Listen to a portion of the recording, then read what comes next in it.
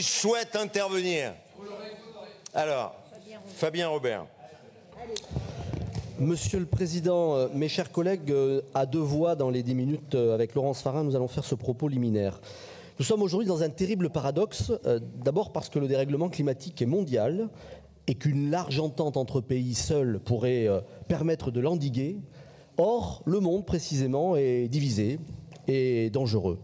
Dès lors, il est difficile tout de même de garantir à nos concitoyens que tous les efforts, sans précédent pour l'Europe et pour la France, ne soient pas annihilés par l'excès de pays qui s'embarrassent assez peu de réglementation, de conventions et pour tout dire de démocratie.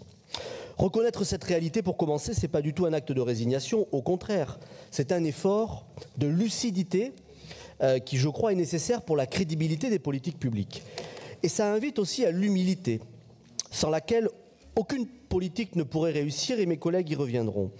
Donc, je peux vous dire tout d'abord que nous avons partagé l'ambition que vous avez exprimée d'une certaine manière au travers de cette feuille de route pour la région Nouvelle-Aquitaine. Nous avons réfléchi, nous nous sommes retrouvés depuis de longs mois, nous avons travaillé, beaucoup travaillé, pour aboutir à un pacte écologique contrat-démocratique, pour ne pas simplement réagir, mais pour proposer des actions, des alternatives. Et donc ce ne sont pas des amendements, les 13 que nous présentons, qui auraient été imaginés au fil de l'eau en feuilletant les pages un soir au coin du feu.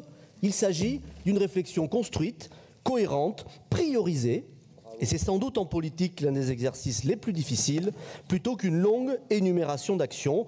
3 piliers, 6 règles du jeu, 5 priorités et 20 propositions que nous aurons l'occasion d'évoquer ici, au travers notamment des amendements. Nous n'avons pas fait ce travail par ambition, il ne va pas changer demain quoi que ce soit aux résultats électoraux, nous l'avons fait par devoir, en nous fondant sur le respect inconditionnel de la personne humaine, des institutions démocratiques et de la démarche scientifique. Ce sont nos 3 piliers, les 3 piliers de ce document, et je voudrais m'arrêter un instant sur le pilier démocratique, puisque les adversaires du climat ne sont plus simplement les climato-sceptiques.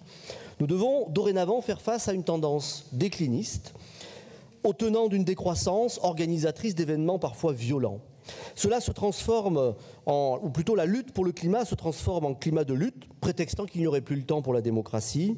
Et partout, on fait naître un climat d'anxiété généralisé en usant d'arguments pour tenter d'imposer un agenda qui est d'ailleurs plus anticapitalistique qu'écologiste.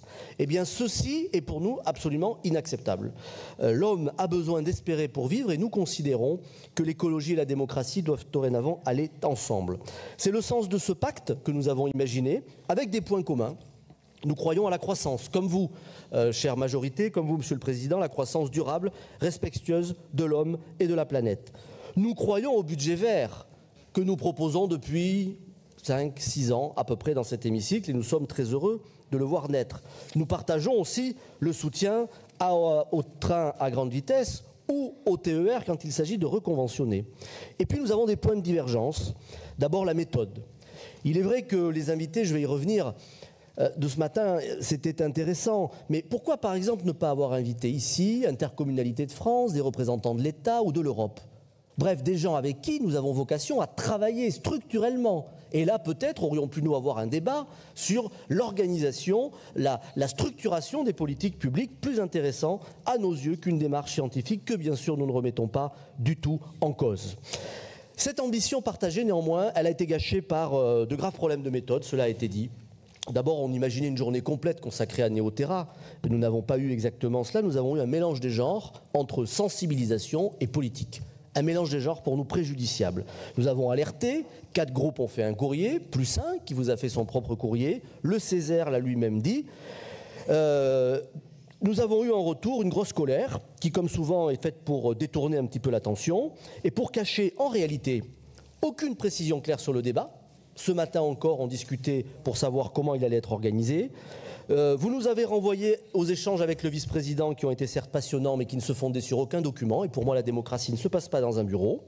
Vous ramenez toujours ça à des questions de personnes, d'orgueil, comme si on était là pour vous embêter. Eh bien, excusez-moi, ce n'est pas le cas. Et plutôt que de vous prétendre le premier à vous plaindre de l'organisation des débats, vous feriez mieux de vous en accuser. Enfin, le pire, puisque nous faisons trop de propositions, vous nous accusez d'être quasiment des climato-sceptiques dans le journal en disant qu'au fond, si nous n'avons pas conscience des enjeux, eh bien nous n'avons qu'à rester chez nous. mais enfin je ne vous laisserai pas nous calomnier. Nous avons conscience des enjeux, et c'est d'ailleurs pour ça que nous sommes là aujourd'hui et que nous prenons la parole. Nous ne sommes pas climato-sceptiques, nous sommes néo-terra-sceptiques, et ça c'est la démocratie, Président.